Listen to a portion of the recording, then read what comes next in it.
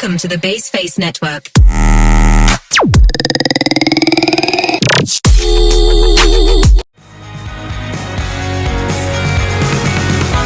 Spinning in circles, swiping left and right. There's no end in sight, and it all feels so absurd. Baiklah, saya akan menjelaskan lebih dekat gambar yang akan saya jelaskan, yaitu sistem reproduksi wanita. Yang pertama yaitu ada ovarium. Pada rahim wanita terdapat 2 ovarium, bagian kanan dan juga bagian kiri.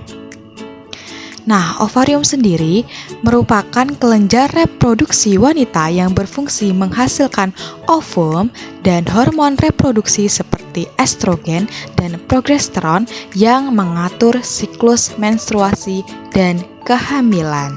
Kemudian yang saya tunjuk yaitu fimbriae, ujung seperti jari-jari dari saluran tuba Fallopi yang menangkap sel telur yang dilepaskan oleh ovarium dan mengarahkan ke tuba Fallopi untuk bertemu dengan sperma dan melakukan pembuahan. Kemudian ada ovarium ligament yang menghubungkan ovarium dengan rahim untuk menjaga posisi agar tetap dekat dengan rahim dan stabil selama menstruasi.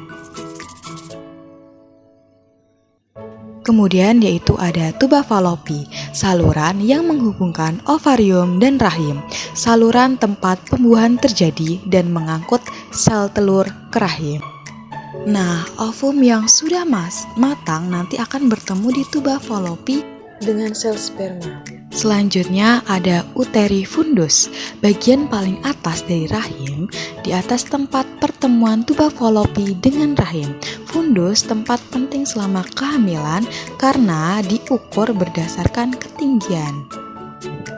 Selanjutnya yaitu ada bagian rahim yang berbentuk seperti pir yang terbalik. Rahim atau uterus memiliki fungsi yaitu tempat menempelnya sel telur yang telah dibuai oleh sperma dan tempat berkembangnya janin hingga persalinan. Nah, kemudian ada endometrium, lapisan dalam rahim yang menebal untuk implementasi embrio. Kemudian ada cervical canal, saluran sempit di dalam serviks yang menghubungkan rahim dan vagina. Kanal ini memfasilitasi aliran darah menstruasi dari rahim ke vagina dan menjadi saluran bagi sperma untuk mencapai rahim. Nah, itu keluar melalui vagina. Kemudian ada perimetrium, lapisan terluar rahim melindungi rahim dan mengurangi gesekan antara rahim dan organ lain di dalam rongga pinggul. Selanjutnya yaitu ada vagina, saluran yang menghubungkan serviks dengan bagian luar tubuh. Kemudian yaitu ada sistem reproduksi wanita bagian dalam. Yang pertama adalah mos pubis, area berlemak yang terletak di atas pinggul kemaluan, melindungi tulang kemaluan dan organ reproduksi dari benturan. Setelah pubertas, biasanya area ini ditutupi rambut-rambut kemaluan. Setelah itu ada labia majora. Nah, itu yang saya tunjuk ya. Itu merupakan labia majora, 2 lipatan kulit luar yang lebih besar yang menutupi dan melindungi organ-organ reproduksi eksternal.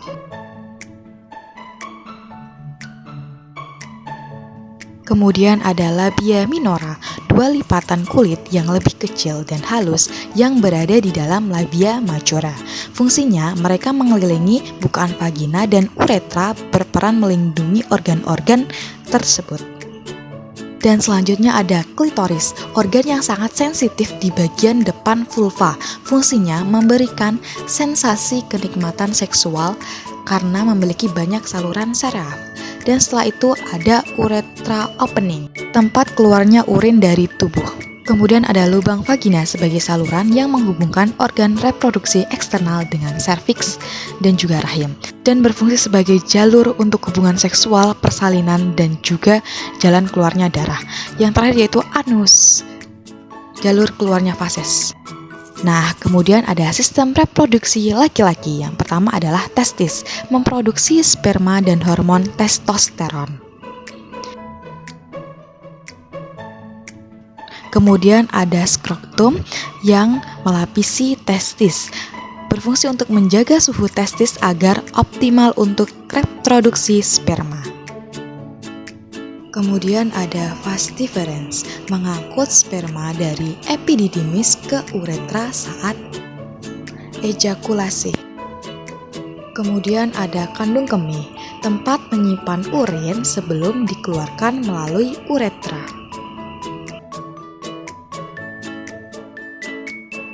Setelah itu ada kelenjar prostat, menghasilkan cairan yang menutrisi dan melindungi sperma selama ejakulasi.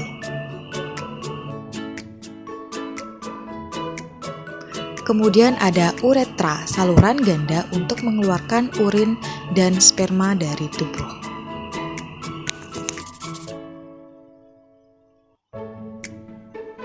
Nah, selanjutnya ada kepala penis, bagian sensitif yang terlibat dalam rangsangan seksual.